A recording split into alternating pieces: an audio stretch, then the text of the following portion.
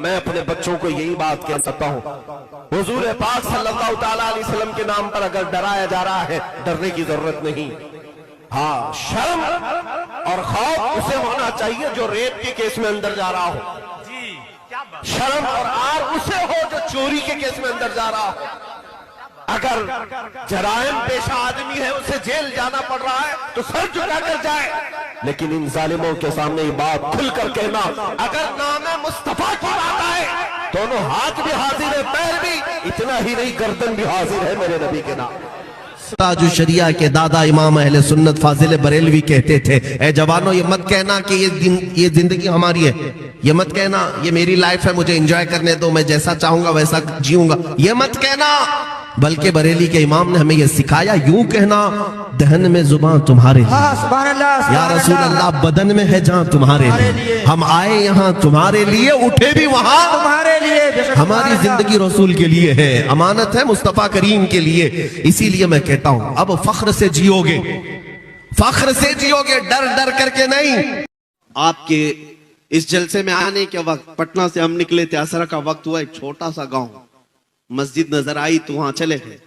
मुश्किल से उनके यहाँ 50-60 घर हैं, छोटा सा गांव, और गाड़ी भी अंदर जा नहीं सकती, पगडंडी पर चल करके मस्जिद के लिए जाना पड़ा। खेतियों में से गुजरते हुए मस्जिद के लिए गए। मैं क्यों बता रहा, मस्जिद में गए, हम तो ये सोचते थे कौन इस गैर मारूफ इलाके में पहचानता है, लेकिन हर घर से लोग वहां पर आए और मुझसे मुसाफा करते हुए नारे लगाने लग गए। छोटा सा गांव था। मैंने पूछा पहचानते हो? कहा आप पहचानते नहीं, रोज सुनते हैं आपको। अब जो नारे लग रहे थे, मुझे इस बात का ये नहीं है कि मुझे लोग पहचानते हैं, छोटी सी बस्ती है, बनियान लुंगी पहने हुए लोग हैं, लेकिन वहां नारे जो लग रहे हैं मसलके आला हजरत और ताजुल शरिया। उस दिन ये एहसास हुआ कि मेरे अजीजों, वो एक छोटी सी बस्ती है, छोटी सी बस्ती, इनमें से कौन है जो आला हजरत को देखा हुआ है? कोई नहीं है, कोई नहीं उनके जमाने का। और उस बस्ती में, उस छोटे से गांव में गया कौन है आला हजरत को सिखाने के लिए, आला हजरत की मोहब्बत डालने के लिए? उलमा कहां जाते हैं? बहुत कम। उस बस्ती में तो हमने देखा कि कोई है ही नहीं, छोटा सा गांव है। ये एक मिसाल दे रहा हूं, ऐसे 1000 गांव है, हर गांव से ये आवाज आती है, मसलक आला हजरत, इश्क मोहब्बत, इश्क मोहब्बत। ये आवाजें क्यों आती हैं? जानते हो, यही मेरा जुमला याद रख लो, उनकी बात करो, हर दिल पे राज करो।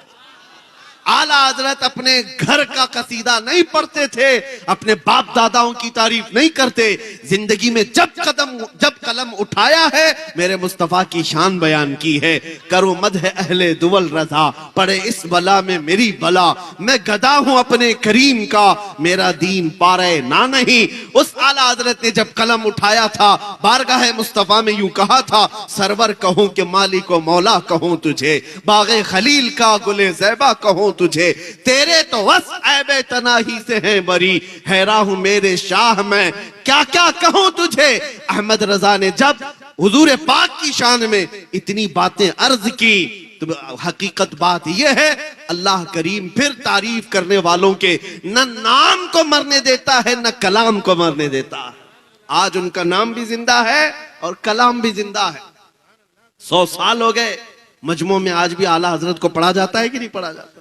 और मैं समझता हूं आला हजरत की नातें, जुमले अगरचे उर्दू के सख्त हैं, आसान उर्दू में पढ़ी जाने वाली नज़में एक जगह, सख्त उर्दू में पढ़ी जाने वाली आला हजरत की नातें पढ़ो, दिल झूम जाता।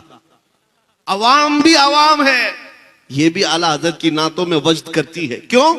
इसलिए कि इश्क में बोली हुई बात है। अब मैं आपको बताऊं, जालिम जिस कदर भी जुल्म कर ले और किसी का कत्ल कर ले, और वो ये समझ ले कि इस तरह से खत्म कर देंगे हम इस्लाम को, ये नामुमकिन सी बात है। मैं आज से कई साल पहले कहा था, जैसे न्यूजीलैंड में एक बार मस्जिद में घुस करके एक सन की आदमी, जिसके दिलो दिमाग पर सिर्फ इस्लाम की दुश्मनी बैठाई गई थी, बंदूक से मार करके 50 लोगों का कत्ल कर दिया। और उसने ये कहा था कि मुझे ये अहद किया हुआ हूं, या मुझे ये लगता है कि मैं इस्लाम को पूरी दुनिया से खत्म कर दूंगा। गया, जेल में बैठा रहा। ऐसे ही यहां भी बहुत सारे कुत्ते बैठे हुए हैं, गुफे में बैठ करके भौंकते हैं कि इस्लाम का विनाश कर देंगे। धर्म संसद करके अपनी लोमड़ियों के बीच में, बाकी बाहर आने की हिम्मत नहीं। इस्लाम का विनाश कर देंगे, खत्म कर देंगे, इस धरती से मिटा देंगे। हम उनको हमेशा यही कहते हैं। एक न्यूज रिपोर्टर हमारे पास इंटरव्यू लेने आए थे, वो कह रहे थे कि फला साधु जी, फला पंडित जी, फला पाखंडी जी जो भी है, ये कहते हैं कि इस्लाम का विनाश कर देंगे। हम कहते हैं उनसे, जाइए वो बाबा से कह दे पहले अपने बदन की खुजली मिटा ले, वो उससे नहीं मिट सकती। इस्लाम तो बहुत अजीम बात है। समंदर का पानी ना नापा जा सकता है, ना खत्म किया जा सकता है। समंदर तो समंदर है। आसमान को तुम नीचे ला सकते हो, जमीन को ऊपर कर सकते हो, लेकिन इस इस्लाम को कभी नहीं मिटा सकते। ये अल्लाह रब्बुल इज्जत के हिफ्ज़ व अमान में है। ये दीन अल्लाह रब्बुल इज्जत के हिफ्ज़ व अमान में है।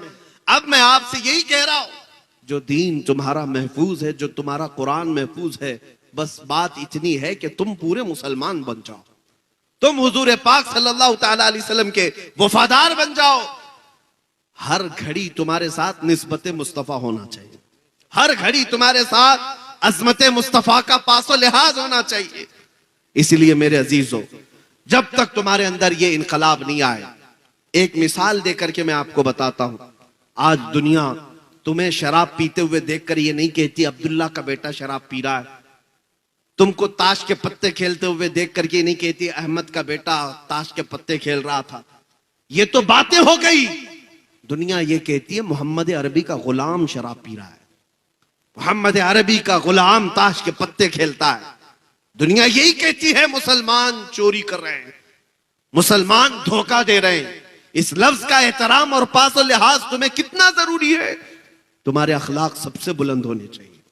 तुम इस धरती पर, इस जमीन पर खैर उम्मत बनाए गए हो, सबसे बेहतरीन उम्मत बनाए गए हो।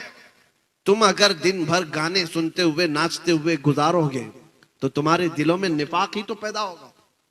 मुहद्दिसीन फरमाते हैं जो कसरत से गाने सुनता है वो मुनाफिकत की तरफ जाता है, उसके दिल में कुफ्र आने लगता है। और एक रिवायत यह है जो कसरत से गाने सुनता है वो जिना की तरफ जाता है। ये बेहयाइयां और बदकारियां यूं ही नहीं आती। मैं आपको क्यों कह रहा हूं ये गाने वगैरह सुनना छोड़ दो, तुम्हारे दिलों के अंदर सिर्फ निफाक और डर पैदा होता रहेगा। तुमको अगर सुनना है तो अजमत इस्लाम के तराने सुनो, मेरे मुस्तफा की नाते सुनो। दिल में ईमान रोशन होता है, दिल के अंदर मजबूती आती है और तुम इस तरह बुज़दिली की जिंदगी नहीं गुजारोगे। तुम जमे हुए पहाड़ों की तरह बन जाओगे। आज पास और लिहाज करना भी छोड़ दिया है मुसलमानों ने, जिसकी वजह से लोग तुम्हें तख्ते मश्क बनाए हुए हैं। इनको पता है ये हैं करोड़ों की तादाद में, लेकिन इनकी तरफ से अब जवाब नहीं आएगा। इसीलिए देखो, जिसको चाहे जंगल राज में शूट करके मार दिया जाता है। क्यों ऐसे हालात पैदा हो गए? क्यों इतनी हिम्मतें बढ़ गई? उसकी वजह यही है कि गुलाम मुस्तफा की बात तो ये थी कि इनको छेड़ना तो दूर की बात, इनके किसी बच्चे को भी कोई हाथ नहीं लगाता था। उनको पता था कि ये मोहम्मद अरबी के शेर है, ये निकलेंगे अपने हाथ से तो लोगों का जीना हराम कर रखेंगे। दुनिया खौफ रखती थी, लेकिन तुम्हें तोड़ दिया गया है, फोड़ दिया गया है।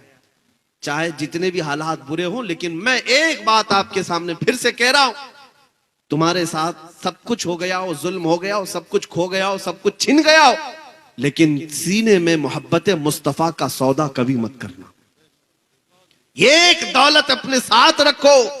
अपने बच्चों को भी इतना पिलाओ कि बच्चों से, औरतों से भी मैं कहूंगा, माओं से भी, कि बच्चों को दूध पिलाओ तो ये कह करके नहीं कि बेटा तू बड़ा होगा मुझे ये कमा कर देगा, वो कमा कर देगा। माएं बचपन में बच्चों को ये तरबियत दें कि बेटा मैंने तुझे अजमत मुस्तफा के लिए पाला है, और फिर देखना कि वो तुम्हारी भी कितनी अजमत का एहतराम करता है। जिसको तुमने अल्लाह उसके रसूल की मोहब्बत में पाला, वो तुम्हारी अजमत और एहतराम का भी पासो लिहाज रखता है।